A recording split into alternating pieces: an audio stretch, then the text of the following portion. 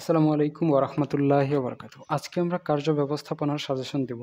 যারা শুধু পাস করতে চান, যারা ফার্স্ট ক্লাস এবং এ প্লাস পেতে চান, সকল শিক্ষার্থীদের জন্যই এই সাজেশনটা প্রযোজ্য হবে। তো আমি শুধু কার্য ব্যবস্থাপনা বইয়ের আ ক বিভাগের সাজেশনটা আজকে দিব। খ এবং গ বিভাগের সাজেশনটা অন্যদিন দিব। আর আপনারা যদি চান আপনাদের অঙ্ক সাবজেক্টগুলো আমাদের কাছে অনলাইনে পড়তে পারবেন। এখানে নাম্বার দেওয়া আছে। চলুন তাহলে শুরু করা যাক। প্রথমে আসি যারা শুধু পাস করতে চান তাদের জন্য। তাদের জন্য ৩ টা প্রশ্ন পড়ে নিবেন আপনারা ভালো করে। কার্য ব্যবস্থাপনা বলতে কি বুঝো? উৎপাদন কাকে বলে? এবং রূপান্তরকরণ প্রক্রিয়া কি? এই ৩ টা প্রশ্ন এবং প্রশ্নের উত্তর ভালো করে মুখস্থ করে নিবেন। যারা শুধু পাস করতে চান, ১ম অধ্যায় থেকে এই ৩ টা প্রশ্ন পড়লেই যথেষ্ট। যারা ফার্স্ট ক্লাস এবং এ প্লাসের প্রস্তুতি নিতে চান, তাদের জন্য অতিরিক্ত কিছু প্রশ্ন পড়তে হবে। তবে এগুলো যারা শুধু পাস করতে চান, তারা না পড়লেও চলবে। তাদের জন্য এটা পড়া বাধ্যতামূলক নয়। ঠিক আছে? তো তারা কি প্রশ্ন পড়বেন? বৈজ্ঞানিক ব্যবস্থাপনা কাকে বলে? সিপিএম এর পূর্ণরূপ কি? গ্যান্ট চার্টের প্রবক্তা কে? উৎপাদনশীলতা নির্ণয়ের সূত্রটি লেখো। হ্যাঁ? উৎপাদন ও সেবার মধ্যে পার্থক্য কি? এই কয়েকটা প্রশ্ন এবং প্রশ্নের উত্তর ভালো করে আপনারা পড়ে নিবেন। ১ম অধ্যায় গেল। এরপরে আসে ২য় অধ্যায় কার্যকৌশল। যারা শুধু পাস করতে চান তারা যে কয়েকটা প্রশ্ন পড়বেন সেগুলো হচ্ছে কার্যকৌশল কাকে বলে? কাস্টমাইজেশন কাকে বলে? মনস্তাত্ত্বিক বিভক্তিকরণ কাকে বলে? বেঞ্চমার্কিং কাকে বলে? প্রযুক্তি লাইসেন্সিং কাকে বলে? এই কয়েকটা প্রশ্ন ভালো করে পড়ে নিবেন যারা শুধু পাস করতে চান। আর যারা ফার্স্ট ক্লাস এবং এ প্লাস প্রস্তুতি নিতে চান তারা আগের প্রশ্নগুলোর সাথে নতুন করে নির্ধারিত মান কাকে বলে, ক্রেতা কেন্দ্রিক সেবা কৌশল কাকে বলে, মৌলিক সামর্থ্য বা যোগ্যতা কাকে বলে, এই ৩ টা প্রশ্নের উত্তর মুখস্থ করে নিবেন। অবশ্যই ক বিভাগের প্রশ্ন মুখস্থ করতে হবে। ক বিভাগের প্রশ্ন মুখস্থ করার কোনো বিকল্প নেই। ২য় অধ্যায় গেল। এরপরে আসে ৩য় অধ্যায় পণ্য ডিজাইন এবং প্রক্রিয়া নির্বাচন। তো এখানে যারা শুধু পাস করতে চান তারা কয়েকটা প্রশ্ন পড়ে নিবেন। পণ্য ডিজাইন কাকে বলে? নতুন পণ্য কাকে বলে? প্রক্রিয়া নির্বাচন কাকে বলে? পণ্য উন্নয়ন কাকে বলে? পণ্যের জীবনচক্র কাকে বলে? পণ্য নকশাকরণ কাকে বলে? পণ্যের পূর্ণ ডিজাইন কাকে বলে? ম্যাট্রিক্স কাকে বলে? ধারণা সৃষ্টি কাকে বলে? ওয়ারেন্টি কি বা কাকে বলে? এই কয়েকটা প্রশ্ন পড়লেই আপনাদের জন্য যথেষ্ট। আর যারা ফার্স্ট ক্লাস এবং এ প্লাসের প্রিপারেশন নিতে চান তারা হচ্ছে প্যাকিং ডিজাইন কাকে বলে? নতুন পণ্য উন্নয়ন প্রক্রিয়ার ধাপসমূহ কি, কি? পণ্যের জীবনচক্রের স্তর কয়টি ও কি, কি? পণ্য পরিকল্পনা কাকে বলে? হুজুগ কাকে বলে? স্টাইল কি? ফ্যাশন কি? হ্যাঁ, ফ্লো ডায়াগ্রাম চার্ট কাকে বলে? ধারণা সৃষ্টি কাকে বলে? সেবা কাকে বলে? গণসেবা কাকে বলে? নির্দিষ্ট সেবা কাকে বলে? সার্ভিস লেআউট কাকে বলে? এই কয়েকটা প্রশ্ন ভালো করে পড়ে নিবেন। এটা গেল আপনাদের ৩য় অধ্যায়। এরপরে আসি ৪র্থ অধ্যায় উৎপাদন ক্ষমতা, অবস্থান ও বিন্যাস। এখান থেকে যারা শুধু পাস করতে চান তারা পড়বেন উৎপাদন ক্ষমতা কাকে বলে?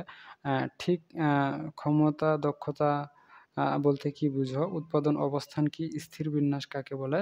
বিন্যাস কাকে বলে? বিশ্বায়ন কাকে বলে? এই কয়েকটা প্রশ্ন ভালো করে পড়ে নিবেন। আর যারা ফার্স্ট ক্লাস পেতে চান তারা নিচের প্রশ্নগুলোও পড়ে নিবেন। আর যারা শুধু পাস করতে চান শুধু উপরের প্রশ্নগুলো পড়লেই যথেষ্ট। এর পরবর্তীতে কার্যক্ষমতা কাকে বলে? ৭ নম্বর অধ্যায় প্রশ্ন। পরিবর্তনশীল ব্যয় কাকে বলে? এরপরে বিন্যাস পরিকল্পনা কাকে বলে? যন্ত্রপাতি বিন্যাস কাকে বলে? চক্র সময় নিরূপণের সূত্রটি লেখো। সাইমুলেশন কি? ম্যাক্স ওয়েবার কে ছিলেন? আরএমজি এর পূর্ণরূপ লেখো। এই কয়েকটা প্রশ্ন আপনারা সুন্দর করে ভালো করে পড়ে নিবেন। তাহলেই হয়ে যাবে। এর পরবর্তীতে আসে ৫ম অধ্যায় মান ব্যবস্থাপনা। এখানে যে কয়েকটা প্রশ্ন পড়তে হবে সেগুলো হচ্ছে মান ব্যবস্থাপনা কাকে বলে? মান সরি মান কাকে বলে? মান ব্যবস্থাপনা কাকে বলে? সার্বিক মান ব্যবস্থাপনা কাকে বলে? আইএসও এর পূর্ণরূপ কি? ইউএলসি এর পূর্ণরূপ কি? একিউএল এর পূর্ণরূপ কি? ফ্লোচার্ট বা প্রবাহ চিত্র কাকে বলে? এরপরে যারা ফার্স্ট ক্লাস এবং এ প্লাসের প্রস্তুতি নিবেন তাদের জন্য টিকিউএম এর হাতিয়ারগুলো কি, কি? সার্বিক মান ব্যবস্থাপনার মূল উদ্দেশ্য কি? পিডিসিএ এর পূর্ণরূপ কি? এলটিপিডি এর পূর্ণরূপ কি? আইএসও ৯০০০ সনদ বাংলাদেশের প্রদানকারী কর্তৃপক্ষ কারা? আইএসও কত সালে কাজ শুরু করে? সনদপ্রাপ্ত ২ টি ওষুধ কোম্পানির নাম। এলসিএল এর পূর্ণরূপ কি? পি চার্ট কি? এবং পি চার্টের মধ্যে এলসিএল নির্ণয়ের সূত্রটি সি চার্ট কি? এই কয়েকটা প্রশ্ন ভালো করে পড়ে নেবেন। ১৮ টা প্রশ্ন। এরপরে হচ্ছে ৬ষ্ঠ অধ্যায় মজুদ পদ্ধতি। মজুদ পদ্ধতি থেকে আপনাদের পড়তে হবে নিরাপদ মজুদ কাকে বলে? মজুদ পদ্ধতি কাকে বলে? গড় মজুদ কাকে বলে? ফরমায়েশ ব্যয় কাকে বলে? ইওকিউ এর সূত্রটি লেখো। ইওকিউ এর পূর্ণরূপ কি? এসপিসি এর পূর্ণরূপ লেখো। সিআরপি এর পূর্ণরূপ লেখো। এই কয়েকটা। আর ফার্স্ট ক্লাস এবং এ প্লাসের প্রস্তুতি যারা নিবেন তারা এখান থেকে মুখস্থ করে নিবেন মজুদ ব্যবস্থাপনা কাকে বলে? মৌসুমী মজুদ কাকে বলে? নিরাপত্তা মজুদ নির্ণয়ের সূত্রটি লেখো। বহন ব্যয়ের সূত্রটি কি? ফরমায়েশ ব্যয়ের সূত্রটি লেখো। এনএএফটিএ এর পূর্ণরূপ কি? বা নাফটা এর পূর্ণরূপ কি? এমপিএস এর পূর্ণরূপটি লেখো এবং এফএসএন এর পূর্ণরূপ লেখো। এরপরে হচ্ছে অনুসূচীকরণ বা শিডিউলিং কাকে বলে, এই কয়েকটা প্রশ্ন। এরপরে হচ্ছে সপ্তম অধ্যায়ে আমাদের যে কয়েকটা প্রশ্ন মুখস্থ করতে হবে গুরুত্বপূর্ণ আপনাদের জন্য, সেগুলো হচ্ছে কার্য আবর্তন কাকে বলে, সময় নিরীক্ষা কাকে বলে, জব ডিজাইন কাকে বলে, জব ডিজাইন তত্ত্ব কাকে বলে, সিএডি এর পুনরূপ কি, কার্য নকশা কাকে বলে।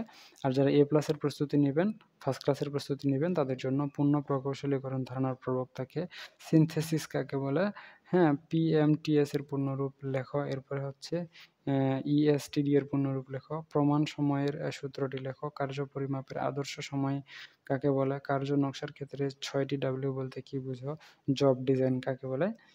এই কয়েকটা প্রশ্ন আপনারা ভালো করে পড়ে নেবেন। সেই সাথে অষ্টম অধ্যায়ে যে কয়েকটা প্রশ্ন পড়তে হবে, পরিচালন সিদ্ধান্ত সমূহ অধ্যায় থেকে এমআরপি এর পুনরূপ কি, মাস্টার শিডিউলিং কাকে বলে, পরিচালনা সিদ্ধান্ত কাকে বলে।